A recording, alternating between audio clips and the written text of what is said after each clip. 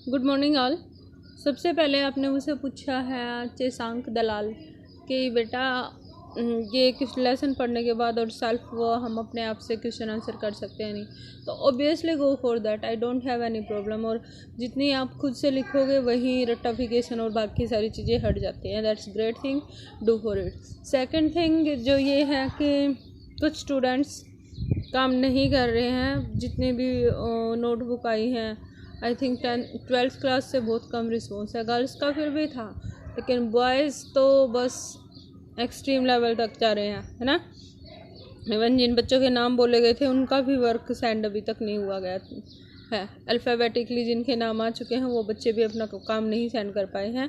So next time ऐसे ही surprisingly आपको बोल दूँगी कि नोटबुक सेंड करो, और देन मैं चीज़ों को अच्छे तरीके से हैंडल करने वाली हूँ। Be sure about that. Sir से बात हुई थी लाइव क्लास के रिगार्डिंग, बहुत सारे स्टूडेंट्स ने ज्वाइन नहीं की थी। सर ने पर्सनली कहा है इस बार लिस्ट बनाकर और मेरे पास सेंड कर देना। मार्क्स भी इसी वजह से नहीं भेजे जा रहे क्योंकि उन्होंने कहा कि सारे बच्चे और आएंगे तभी मार्क्स की जो लिस्ट बनाना और उसके बाद सेंड करना है, ठीक है। तो रीज़न यही है। अब लेसन स्टार्ट कर लेते हैं, मोर देन इनफ हो गया ये सारी चीज़ें। द लास्ट लेसन जो है, लेसन का नाम है, तो सबसे पहले जो है हमारे जो इसके राइटर हैं वो है अल्फोंस जोडट, ठीक है। फ्रेंच नॉवलिस्ट हैं और शॉर्ट स्टोरी राइटिंग भी हैं।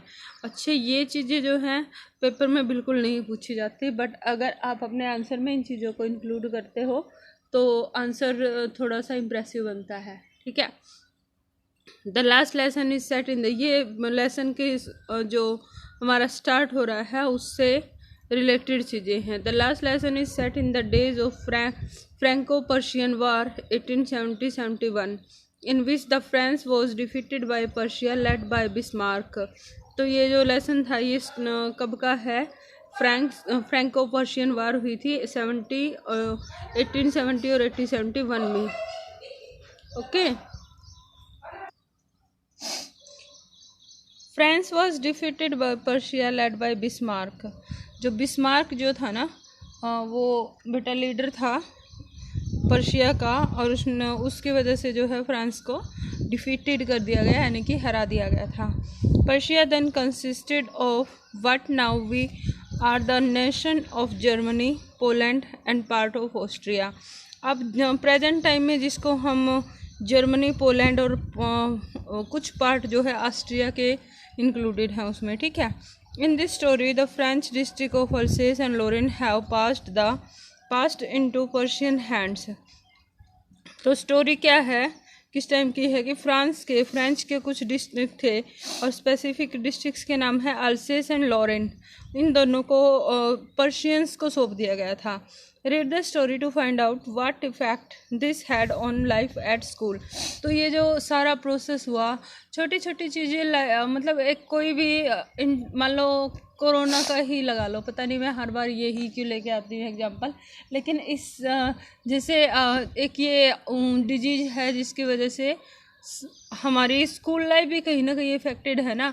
तो एक कंट्री जब दूसरी कंट्री पर ओवरटेक करती है तो स्कूल पे क्या इफेक्ट हुआ, छोटी सी लाइफ का, एक छोटे से स्टूडेंट की लाइफ में क्या चेंजेज आए, उन सब के बारे में स्टोरी है ना। So let us read the lesson. लेकिन उससे पहले मुझे आपको एक पिक्चर दिखानी है बेटा। ये देखो बेटा, ये एक मैप है 31 जुलाई 1870 का, जिसमें कि सिचुएशन दिखाई गई है कि किस तरीके से फ्रेंच जो कंट्री थी, फ्रांस जो था उसको डिफीट किया गया था और कहाँ कहाँ पर था। पहली चीज़ ये एरिया है, ये वाला, ये जो है ये सारा का सारा एरिया क्या था, ये फ्रांस में इंक्लूडेड था। उसके बाद ये जो रेड कलर की लाइन दिख रही है ना, ये वाली, ये क्या है, ये फ्रेंच जो आर्मी थी उसके बारे में है। और दूसरी ये जो है, ये जो है यहाँ पर ये पर्शियन आर्मी थी। तो इस आर्मी ने क्या किया था, चीज़ों को कंट्रोल कर लिया था, इनको सराउंडेड कर दिया था। ये एक पिक्चर है बेटा जिसमें कि सीन दिखाया गया है फ्रैंको पर्शियन वार का। तो तो इस तरीके से हालात हो गए थे, बुरी तरह से सरेंडर करना पड़ा था इन लोगों को। ठीक है, मैं क्यों कर रही हूँ ये चीज़ें, आपको इसलिए दिखा रही हूँ ताकि एक पिक्चराइजेशन माइंड में बन सके और चीज़ें क्लियरली समझ में आए। एक और पिक्चर है, अब करैक्टर्स दिखाती हूँ, करैक्टर्स कौन कौन से हैं। सबसे पहले और सबसे मेन इम्पोर्टेंट है हमारे Mister M Hamel. M Hamel जो है वो एक टीचर हैं बेटा, ठीक है, जो कि जिस स्कूल की स्टोरी बता रही है, और नरेटर ऑफ द स्टोरी भी, या मतलब थर्ड पर्सन में लिखी गई स्टोरी, लेकिन मेन रोल इन्हीं का रहता है। तो अगर हम बोलें कि मिस्टर एम हैमल जो है सेंट्रल कैरेक्टर है तो बिल्कुल गलत नहीं होगा। He is presented in the module of traditional school master. जो स्कूल मास्टर ट्रेडिशनल होता है ना, बिल्कुल पुराने टाइम के, तो उनके ट्रेडिशनली जिस तरीके से पढ़ाते हैं, हम जैसे लगा लो कोई दिक्कत नहीं है, तो इस तरीके के टीचर थे। ही always kept his terrible ruler under his arms. तो पहले उनके पास एक स्टिक होती थी, अंडर आर्म्स रखते हैं। Mister Hamel was a hard taskmaster. बहुत ज़्यादा सख्ती से काम लेने वाले थे ये। We see the other side of M Hamel's character after the order from Berlin came. लेकिन वही टीचर जो इतना स्ट्रिक्ट है, उसके स्टूडेंट जिससे बहुत ज़्यादा डरते हैं, वही टीचर थोड़ी देर बाद क्या, जब बर्लिन से ऑर्डर आते हैं तो उसका अलग ही साइड दिखाई देती है, किसी और ही वे में बात कर रहे होते हैं। He was transformed person now. अब वो बिल्कुल चेंज हो चुके थे। He became extra soft and gentle towards his students. अपने स्टूडेंट्स के लिए बहुत ज़्यादा एक्स्ट्रा सॉफ्टली बात करते हैं और बड़े ही जेंटल वे में उनको ट्रीट करते हैं। He didn't scold French for coming late. This is my pat and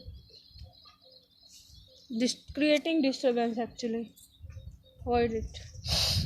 Nor did he use his ruler when French got mixed up and confused. और ना ही जब फ्रेंच अपनी जो काम था, होमवर्क था, नहीं बता पाया, तो ना ही तो कंफ्यूज होते हैं और ना ही जो है उसको मिक्स मतलब बैडली ट्रीट करते हैं।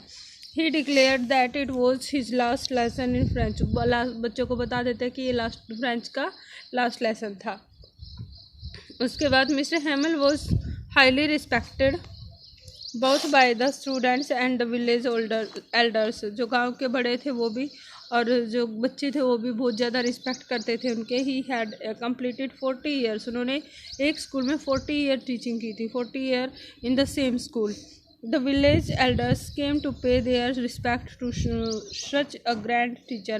इतने अच्छे टीचर, इतने महान टीचर को रिस्पेक्ट देने के लिए गांव वाले भी लास्ट लेसन में स्कूल में आए हुए हैं। Mister M Hamel loved France and French from the core of his heart. बिल्कुल बहुत ज़्यादा दिल से जो है अपने कंट्री को एंड जो ये इनकी लैंग्वेज थी इनको बहुत ज़्यादा प्यार करते थे। He considered French as the most beautiful language in the world. और ये लेसन के अंदर की लाइनें ही हैं कि वो अपने लैंग्वेज को सबसे ज़्यादा अच्छी लैंग्वेज मानते थे, सबसे ज़्यादा इम्पोर्टेंस और ब्यूटीफुल लैंग्वेज उन्होंने फ्रेंच लैंग्वेज को कहा।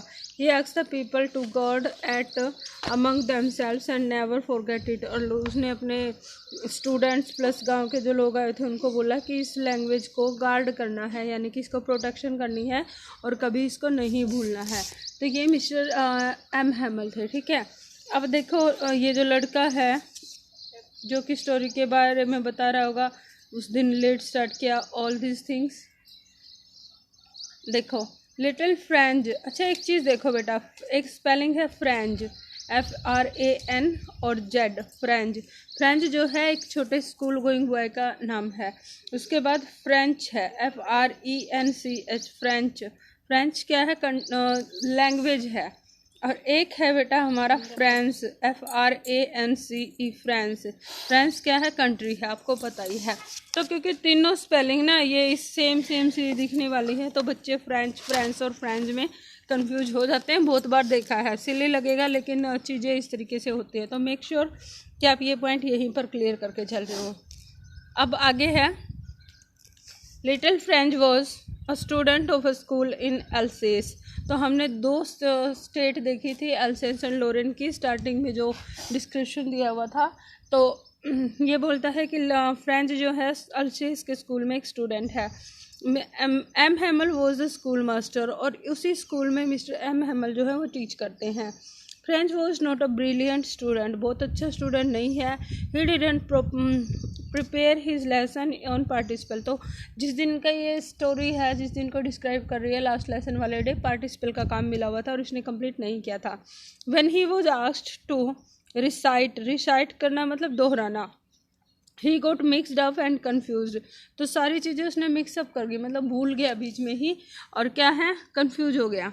ही was always in dread of great ruler that M Hamel kept under his arms. जो रूलर था एम हैमल का, जो स्टिक रखते थे पिटाई करने के लिए, उससे हमेशा ही डरता था ये। French knew how cranky Mister M Hamel was. Cranky को आप बोल सकते हैं मूडी, या फिर बहुत ज़्यादा चिड़चिड़े से स्वभाव का, है ना। तो फ्रेंच को पता था उसका टीचर बहुत जल्दी गुस्सा करता है। However French had to change his opinion about Mister M Hamel. लेकिन लास्ट लेसन के ड्यूरिंग जो हुआ उसकी वजह से फ्रेंच को अपने टीचर के बारे में अपने ओपिनियन चेंज करने पड़े। An order had come from Berlin, German language was imposed on people और इन अल्सेस। अल्सेस के जो लोग थे उन पर जर्मन लैंग्वेज थोप दी गई थी। मतलब बर्लिन से एक आया कि फ्रांस को जो है जर्मनी ने हरा दिया है, और जो स्कूल है अब उनमें क्या होगा, फ्रेंच लैंग्वेज की जगह क्या, जर्मन लैंग्वेज को टीच किया जाएगा। तो वो उस दिन लास्ट लेसन होने वाला था। When he come to know that it was the last lesson of Mr. M. Hamel, his views about him changed. तो जब उसको पता चला कि ये तो लास्ट लेसन है, हमारे टीचर हमेशा के लिए जा रहे हैं, तो उसके व्यूज जो हैं चेंज हो गए। He began to respect him. French जो है अपने टीचर की रिस्पेक्ट करना स्टार्ट कर देता है। He had spent 40 years in the same school. ये लाइन पहले भी देख ली। He felt sorry that he had neglected learning French. और उसको अब रियलाइज़ होता है कि काश स्टडी करता, क्या काश की फ्रेंच लैंग्वेज को मैं सीखता रहता और वो नेग्लेक्ट ना करता उस चीज़ को। He shared M Hamel's view about French. उसने एम हैमल के जो व्यू थे ना फ्रेंच के बारे में वो शेयर किए। It was the most beautiful language in the world. He listened to M. Hamel's last lesson with the attention and respect. ठीक है, तो अपने टीचर की बात को बड़े ध्यान से सुना, बड़े अच्छे से उसने लास्ट लेसन को समझा। बाकी हम देखेंगे तो दो मेन कैरेक्टर हैं हमारे, मिस्टर एम हैमल और फ्रेंच। ठीक है, और जो स्टोरी है उसका आइडिया हो गया होगा आपको क्या हुआ है लेसन में। तो एक बार देख लेते हैं, एटलीस्ट एक पेज तो करेंगे ही आज। अब देखो बेटा, ये कुछ हमारे पास यहाँ पर एक्सप्रेशंस दिए हुए हैं, कुछ वर्ड्स दिए हुए हैं जिनके मीनिंग हमें लेसन में देखने हैं।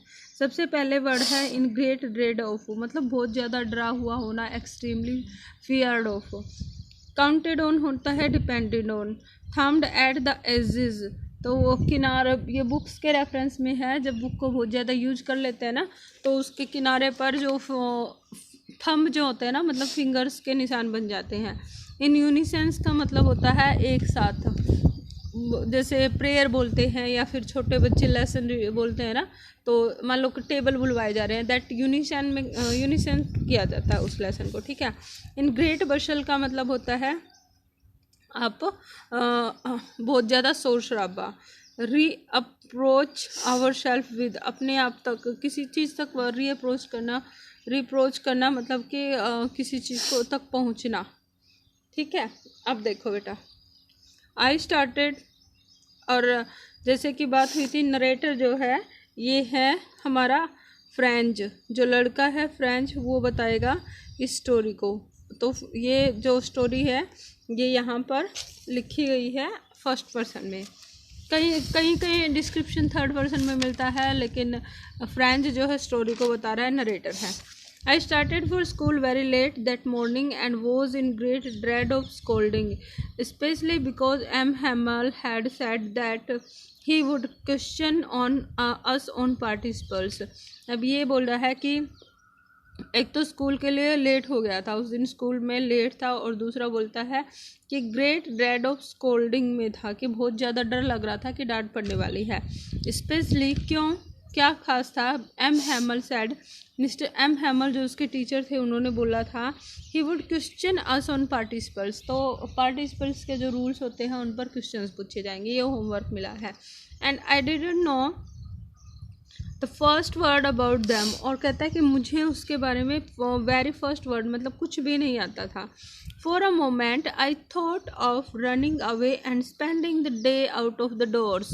अब कहता है एक बार मैंने सोचा कि चलो भाग जाता हूँ और बाहर अपना डे स्पेंड करूँगा। देखो एक क्वेश्चन यहाँ से, फर्स्ट क्वेश्चन क्या बनता है कि फ्रेंच जो है उस दिन स्कूल क्यों नहीं जाना जाता था? Why didn't French want to go to school on that very day? तो दो रीजन है, first of all he was late and second he didn't have done his homework। Next है इट वॉज सो वार्म। अब आगे question क्या बन जाएगा next line में कि कौन सी थिंग थी जो उसको जाने से रोक रही थी। अब है it was so warm so bright. एक तो जो डे था उस दिन का बहुत वार्म था, वार्म इन द सेंस कि मान लो विंटर सीजन है और अच्छी धूप निकली हो तो इन्जॉय हर कोई करना चाहता है। The birds were chirping at the edge of the woods, और जो वुड यानी कि जो पेड़ थे उनके किनारे पर पेड़ों पर बर्ड्स जो थे चिर्प कर रहे थे। And open field back in the saw mill the Persian soldiers were drilling, और दूसरी साइड जो पर्शिया के सोल्जर्स थे वो ड्रिलिंग कर रहे थे, मतलब प्रैक्टिस कर रहे थे अपनी, है ना। It was all much more tempting than the rules of participles, और सारी चीज़ें जो थी ये लाल चाह रही थी क्या? Bright day, chirping of the bird and the Persian soldiers drilling, ये सारी चीज़ें पार्टिसिपेंट्स के रूल से बहुत अच्छी थी। इसलिए उसने एक माइंड में क्या आया कि नहीं चलो स्कूल रहने देता हूँ और इन सारी चीज़ों को देखता हूँ। But I had the strength to resist, लेकिन फिर मेरे अंदर रजिस्ट करने की स्ट्रेंथ थी। रजिस्ट करना मतलब अपनी जो ये टेम्पटिंग थिंग थी ना, जिनको जो ललचाने वाली चीज़ें थी उनको उनसे साइड में हटने की या उनसे दूर जाने की, रजिस्ट करना, ठीक है, समझते हो आप, जैसे वाटर रेजिस्टेंस होता है तो उसके अगेंस्ट होना। And hurried off to school, और इसलिए स्कूल की ओर भागा।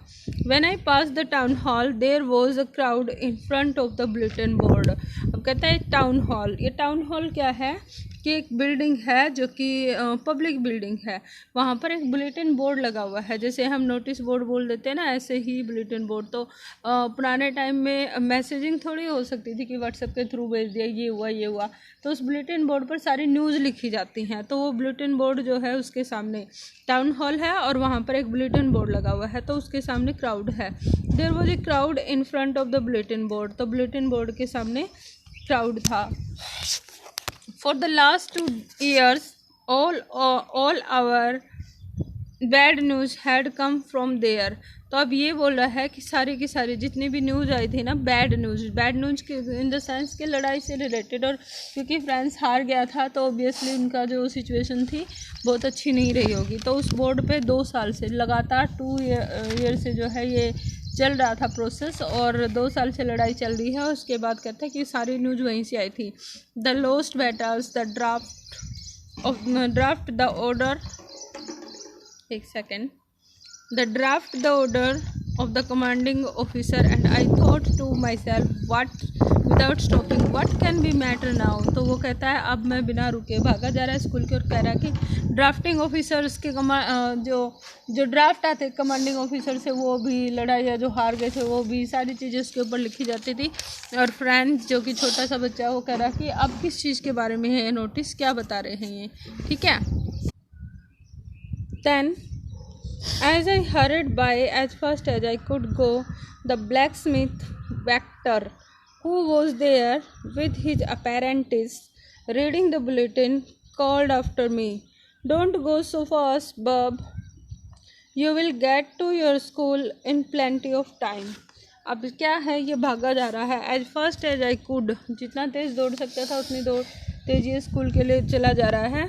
द ब्लैक स्मिथ, तो रास्ते में एक ब्लैक स्मिथ मिलता है, लोहार जिसको बोलते हैं, उसका नाम है वेक्टर। वेक्टर क्या बोलता है उसको कि डोंट गो सो फास्ट बब, बब मीन्स बॉय, तो लड़के इतनी तेज़ मत दौड़ो।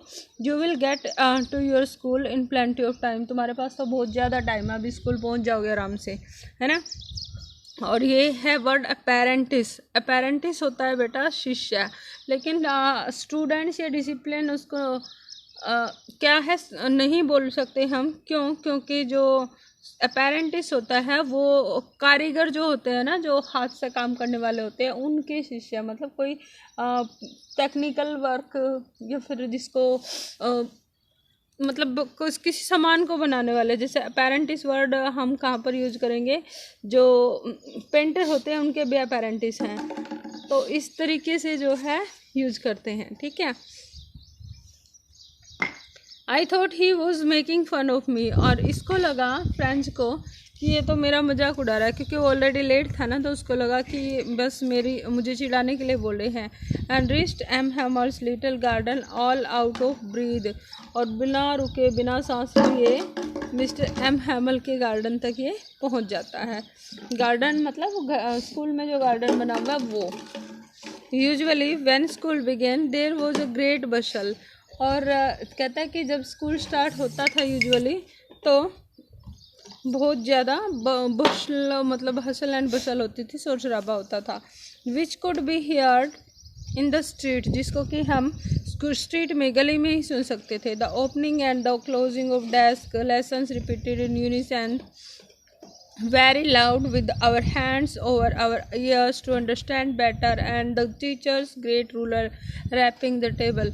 अब स्कूल का वही सीन जो हम सब ने देखा हुआ है। क्या सबसे पहले opening and closing of the desk जो थे, बेंच जो थे, इसको इधर उधर अरेंजमेंट करना, या फिर उनको ओपन या मतलब ड्रोवर उनके ओपन करना या फिर बंद करना, या लेसन्स को एक साथ यूनिसन में रिपीट करना, और उसके बाद वेरी लाउड, बहुत ज़्यादा लाउडली बोल के, और किस तरीके से अपने हैंड्स को अपने ईयर्स के ऊपर कान बंद करके हाथों से, ताकि अच्छे से समझ पाए।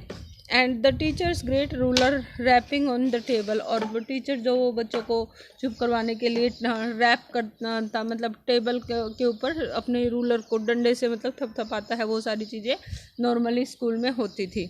But now it was all so still, लेकिन अब जो था बिल्कुल स्टिल, बिल्कुल चुपचाप शांत थे सारे। I had counted on the commotion to get to my desk without being seen. Commotion क्या होता है बेटा? कमोशन होता है शांति, सॉरी कमोशन शांति का उल्टा होता है। कमोशन होता है हलचल, ठीक है, ये अपोजिट हो जाएगा।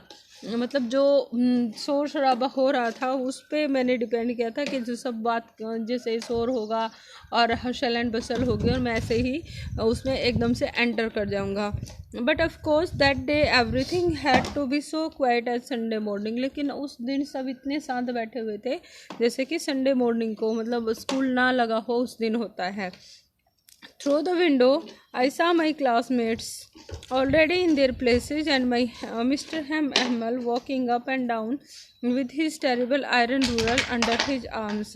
और क्या था कि मिस्टर एम हैमल जो थे वो इधर उधर दौड़ रहे थे अपने रूलर को लेकर अपने आर्म्स के नीचे, मतलब हाथ में उन्होंने डंडा लिया हुआ है, और सारे के सारे क्लासमेट्स जो थे वो अपनी अपनी जगह पर बैठे हुए थे already. I had to open the door and go in food before everybody. तो अब मुझे अंदर जाना था और हर किसी को अपनी शक्ल दिखानी थी, सबको दिखाना था कि ये लेट आया है। You can imagine how I blessed and how frightened I was. तो अब एज ए स्टूडेंट आप सोच सकते हो ऐसी सिचुएशन में तो कितना फ्राइटेंड और कितना ब्लस्ड, मतलब ब्लस्ड इन द सेंस शर्मिंदा होना, तो कितनी शर्मिंदगी वाली बात थी ये मेरे लिए, ठीक है। नेक्स्ट हम बेटा नेक्स्ट वीडियो में कंटिन्यू करेंगे, 25 के अराउंड होने वाली है, तो I have to stop it now. Thanks student and bye, take care.